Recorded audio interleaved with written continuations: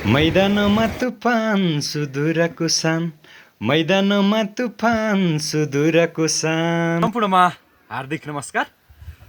म यतिखेर बझाङ जिल्ला दुर्गाथली गाउँपालिका वडा नम्बर 5 जाफ्री स्थित सुन्दर बस्ती एकान्त बस्ती एकदमै यो प्रकृतिले दिएको ठाउँ, एकदमै सुन्दर ठाउँ, दुर्गाथलीको सुन्दर ठाउँमा जाफ्रीमा छु। देश तथा विदेशमा रहनुहुने सम्पूर्ण नेपाली आमाबुबा दाजुभाइ तथा दिदीबहिनीहरूलाई हार्दिक हार्दिक नमस्कार पनि व्यक्त गर्न चाहन्छु। म यतिखेर जनचेतना युवा समाज जाफ्रीको नेतृत्वमा अहिले निर्माणाधीन गैरी क्रिकेट स्टेडियम खेल मैदानमा छु।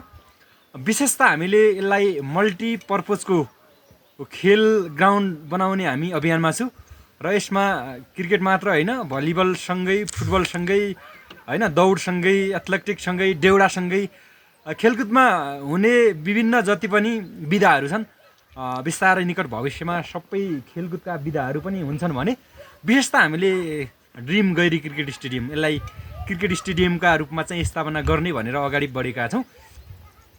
यो हाम्रो वर्षौँदेखिको सपनालाई साँच्चीकै रूपमा साकार पार्नका निमित्त होइन, एउटा माध्यम बन्नुहुने, महत्त्वपूर्ण सहयोग गर्नुहुने दुर्गाथली गाउँपालिकालाई सर्वप्रथम हृदयदेखि धन्यवाद दिन चाहन्छु।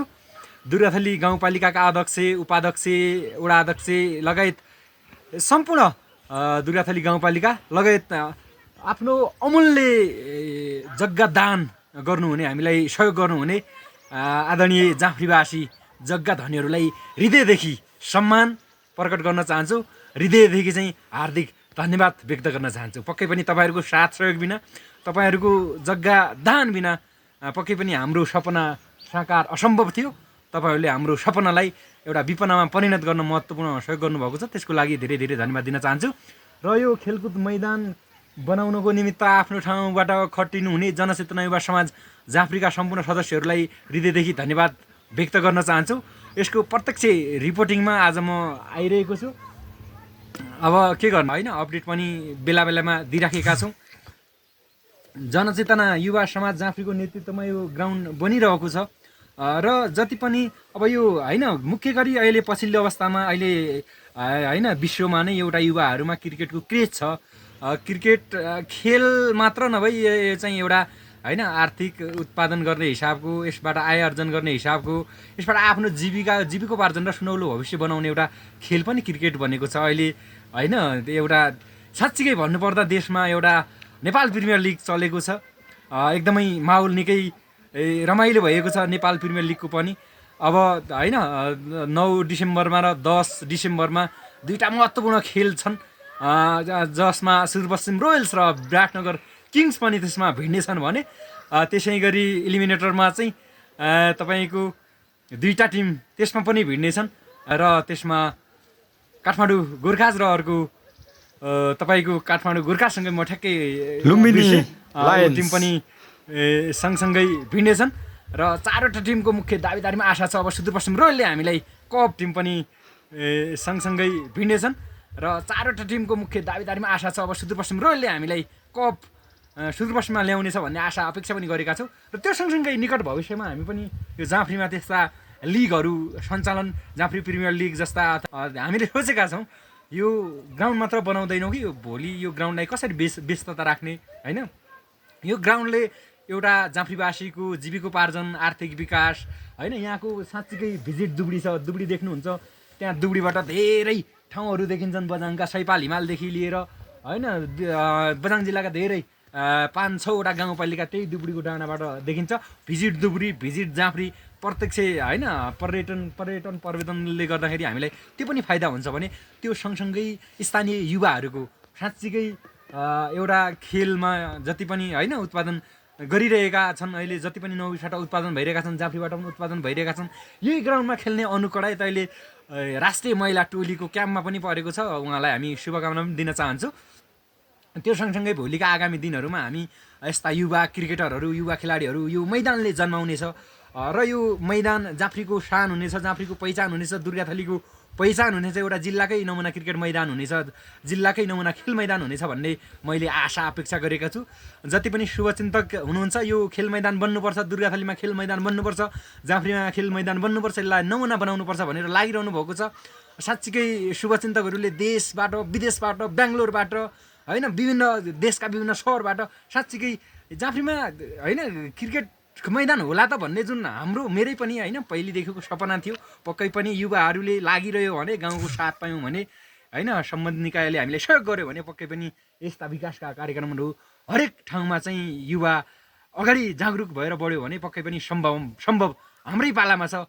अहिले नगरे कहिले नगर्ने, हामीले नगरे कसले नगर्ने भन्ने हिसाबले हामी लागिरहेका छौँ। एकदमै लगभग ग्राउन्डको एक प्रकारको सेप पनि आइरहेको छ होइन। विगत 2-3 दिनदेखि अलि खेल मैदान काट्दै गर्दाखेरि तपाईँको जेसिबी र ट्र्याक्टर बिग्रेको थियो। अहिले तपाईँहरू देख्नुहुन्छ ट्र्याक्टर र जेसिबी मैदानमा छ, एकदम सप्रेर होइन सुधार भएर आएको छ। हाम्रो काम केही छिनपछि सुरु हुन्छ भने केही छिनपछि यो अब एक सरो सम्मेर यसलाई मैदानको आकार गर्नेछु र सम्बन्धित निकायसँग, स्थानीय सरकारसँग हामी हार गुहार गरेर प्रदेश सरकारसँग, केन्द्र सरकारसँग हुन्छ कि कहाँ हुन्छ सबैले सरकारसँग र स्थानीय व्यक्तिहरूसँग पनि हामी जो चाहिँ साँच्चीकै होइन खेल मैदानलाई माया गर्नुहुन्छ, खेललाई माया गर्नुहुन्छ, ग्राउन्डलाई माया गर्नुहुन्छ होइन, यो जाँफ्रीको भविष्यलाई माया गर्नुहुन्छ, भोलि हामी एउटा खालको होइन संरचना पनि तयार गर्नु छ हामीले। त्यसको लागि हामी एउटा अभियान पनि चाल्नेछौँ र तपाईँहरू जहाँ हुनुहुन्छ, जस्तोसुकै अवस्थामा हुनुहुन्छ, बिचमा हामी अपडेट पनि दिँदै गर्नेछु।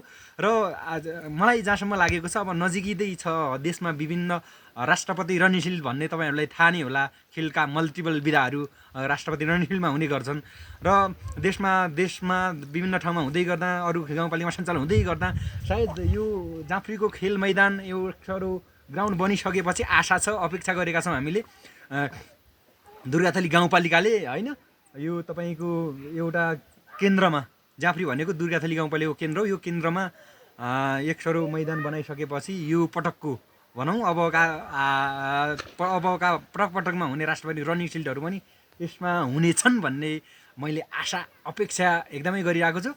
साँच्चीकै यो जाँफ्रीलाई हेर्दाखेरि सेन्टर पनि सेन्टर छ, उता तपाईँ दुर्गाबाट आउनको लागि अनि चुवाबुनमा 2टा मावि छ उताबाट आउनको लागि, त्यसपछि मौलाली माध्यमिक विद्यालय, चौधरी मावि, सबै माविहरूलाई अनि गौरी मावि त जाँफ्री यता हाम्रो सधैँ नै छ, सबैलाई सेन्टर पर्ने यो ठाउँ पक्कै पनि तपाईँहरूले साथ दियो भने, सहयोग गर्यो भने होइन यो मैदान एकदम व्यस्त हुनेछ, एकदम मस्त हुनेछ, सुन्दर हुनेछ। यसको लागि सम्पूर्ण जति पनि देश तथा विदेशमा हुनुहुन्छ, जति पनि जनचेतना युवा समाजका युवा साथीहरू हुनुहुन्छ, आफ्नो ठाउँबाट इनर्जेटिक भएर जुझारु भएर लागिदिनु न म तपाईँहरूमा सम्पूर्णमा हार्दिक अनुरोध गर्दै, पक्कै पनि यसले यो जाँफ्रीको शान मात्र होइन, दुर्गाथली गाउँपालिकाको पहिचान मात्र होइन, एउटा जिल्लाकै नमुना खेल मैदान बन्नेछ भन्ने आशा अपेक्षा गरेको छु। भोलिका दिनहरूमा यो खेल हुँदै गर्दाखेरि, ग्राउन्ड हुँदै गर्दाखेरि देश तथा विदेशबाट सबैको आकर्षक बझाङ जिल्लाको दुर्गाथली गाउँपालिकाको वडा नम्बर 5 को जाँफ्री चाहिँ एउटा होइन आकर्षक बन्नेछ, खेल मैदान बन्नेछ, एउटा भविष्यको चाहिँ एउटा हाम्रो जाँफ्रीको भविष्य बनाउने एउटा मुख्य केन्द्र बन्नेछ भन्ने आशा अपेक्षा गरेको छु। र तपाईँहरूले आफ्नो ठाउँबाट जति पनि साथ सहयोग गर्नुभएको छ अहिलेसम्म त्यसको लागि धन्यवाद दिँदै आगामी दिनहरूमा पनि तपाईँहरूको साथ सहयोग, हौसला, सुझाव, सकारात्मक तथा रचनात्मक सुझाव सल्लाहको अपेक्षा पनि गरेको छु। नमस्ते, हार्दिक धन्यवाद।